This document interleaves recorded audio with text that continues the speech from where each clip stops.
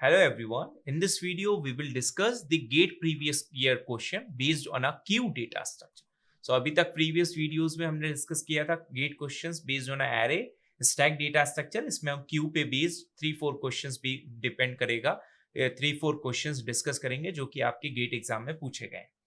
Now the question is the queue is implemented using an array such that NQ and DQ operations are performed efficiently.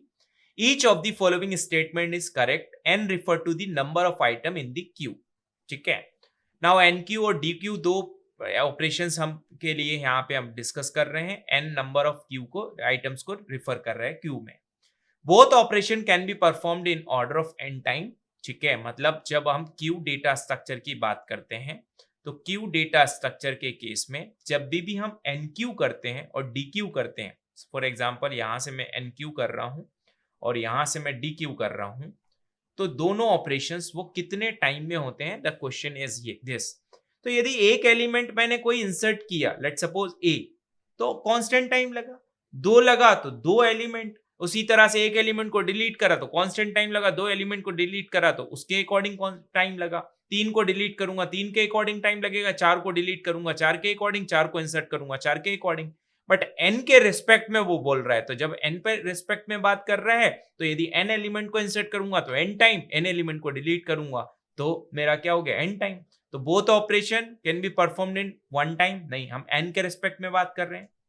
At most one operation can be performed in order of one time, but the worst case time complexity for the other operation will be n. नहीं, ऐसा नहीं हो सकता. The worst case time complexity for both the operation is order of n. This is the correct option. Now question number 2. The question number 2 is circular queue हमें given है, implemented using singly linked list. ठीक है, मतलब circular queue है मेरे पास में. Circular queue already आप सबको पता है कि सर्कुलर क्यू में हम क्या करते हैं, यहाँ पर सर्कुलरली पर्टिकुलर एलिमेंट तक हम पहुंच जाते हैं, मतलब फ्रंट में हम वापस से मूव कर जाते हैं. और सिंपली सिंगली लिंक लिस्ट के थ्रू इसको इंप्लीमेंट किया है. तो लेट अस अज्यूम इस तरह से मेरे पास में नोड्स हैं और ये नोड्स आपस में कनेक्टेड हैं और लास्ट में हमारे पास में जो एड्रेस होगा वो फर्स्ट नोड का एड्रेस होगा. लेट सपोज यहाँ 100 है, यहाँ 200 है, यहाँ 300 है, तो 100 मेरा यहाँ पर स्टोर्ड होगा लास्ट नोड के नेक्स्ट में.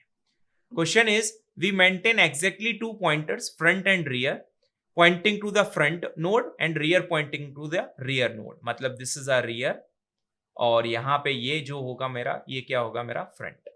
तो एक फ्रंट को पॉइंट कर रहा है, रियर पे पॉइंट कर रहा है. Which of the following statement is are correct for the circular queue so that insertion and deletion operation can be performed in order of one time that is a constant time.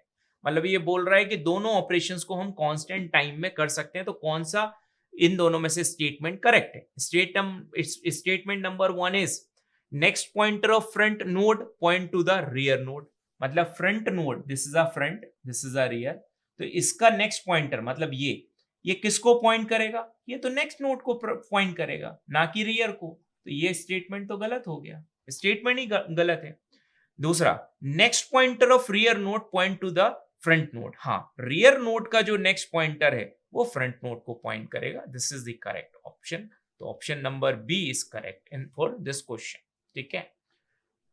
Now next question is, यहाँ पे question है, suppose you are given an implementation of a queue of integers, the operations can be perform. Operations given है, is empty मतलब हम यदि true return करेंगे यदि हमारा क्यू एम्प्टी है, अदरवाइज फॉल्स रिटर्न करेंगे. डिलीट के केस में हम डिलीट कर देंगे जिस एलिमेंट को फ्रंट से, उसको रिटर्न करेंगे. इंसर्ट के केस में जिस भी पर्टिकुलर एलिमेंट को इंसर्ट किया उसके में आई एट द रियर को हम यहाँ पे शो करेंगे. Now consider the following function. ये फंक्शन हमें गिवन है, void fq int i if is not empty q. ठीक है, तो इसके लिए मैं q बना लेता हूं. तो let suppose this is a q और ये मेरा empty q नहीं है, इस empty q नहीं है, इस तरह से उसमें एलिमेंट है. This is a front, this is a rear. ठीक है.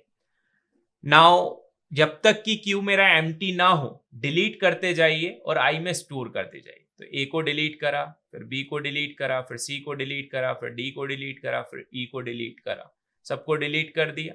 ठीक है, मतलब पहला एलिमेंट डिलीट किया, देन उसके बाद में i में स्टोर किया और f को फिर से कॉल कर दिया. फिर डिलीट किया, फिर स्टोर कर दिया, कॉल कर दिया, डिलीट किया, स्टोर कर दिया, कॉल कर दिया, डिलीट किया, स्टोर कर दिया, कॉल कर दिया। नाउ फाइनली इंसर्ट करा आपने, इंसर्ट करा क्यू के ith एलिमेंट को, ठीक है, क्यू के ith एलिमेंट को, ठीक है।